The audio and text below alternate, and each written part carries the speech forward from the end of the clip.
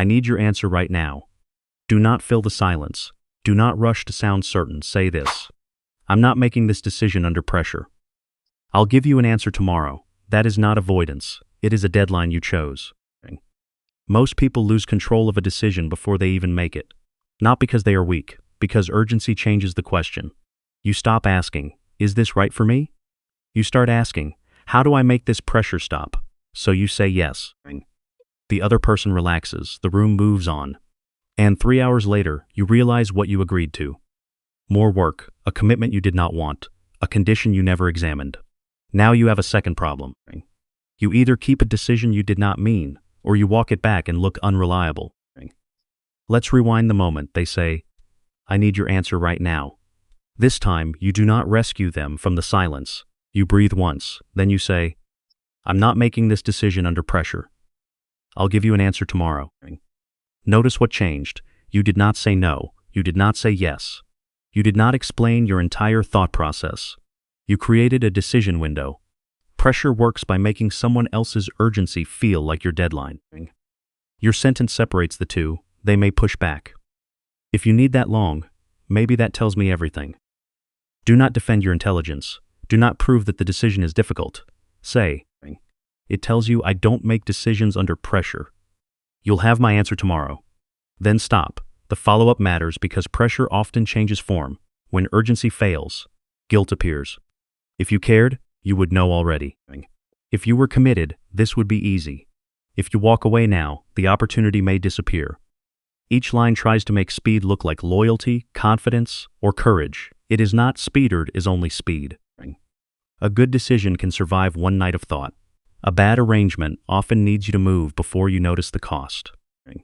Now imagine this happens at work. A manager says, we need someone to take this on. Can I tell the team it's you?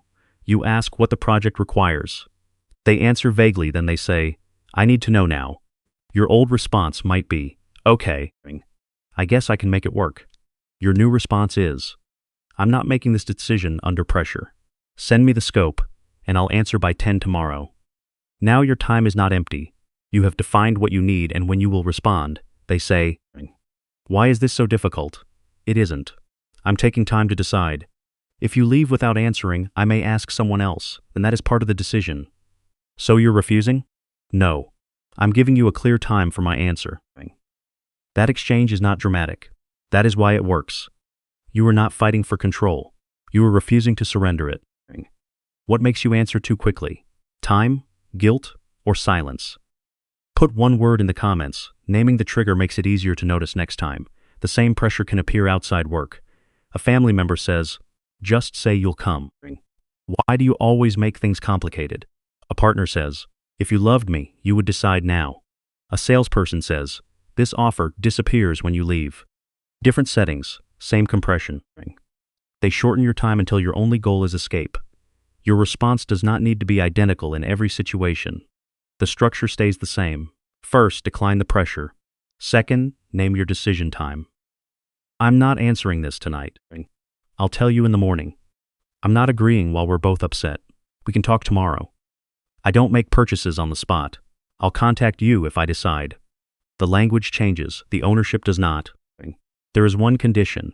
When you give a time, keep it. If you say tomorrow, return tomorrow. If you say Friday, answer Friday. Otherwise, your decision window becomes delay without responsibility. Calm authority is not vague. It is specific. At 10 the next morning, you return with an answer. Maybe it is yes.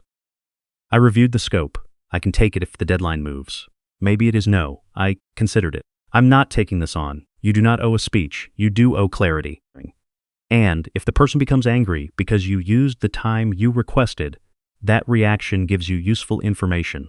They may not have wanted an answer. They may have wanted compliance before you could think. Do not punish them. Do not diagnose them. Just notice the difference. A real opportunity can be evaluated. A healthy request can tolerate a clear deadline. And a person who respects your judgment does not need to control the exact second you use it. The next time someone says, answer me right now, remember this. Their urgency can inform your decision. It does not get to make it. You do not need to think faster. You need to stop treating pressure like permission. Subscribe to The Unbothered Edge for calm verbal self-defense. emotional control, and practical responses that help you stay clear when someone tries to rush you.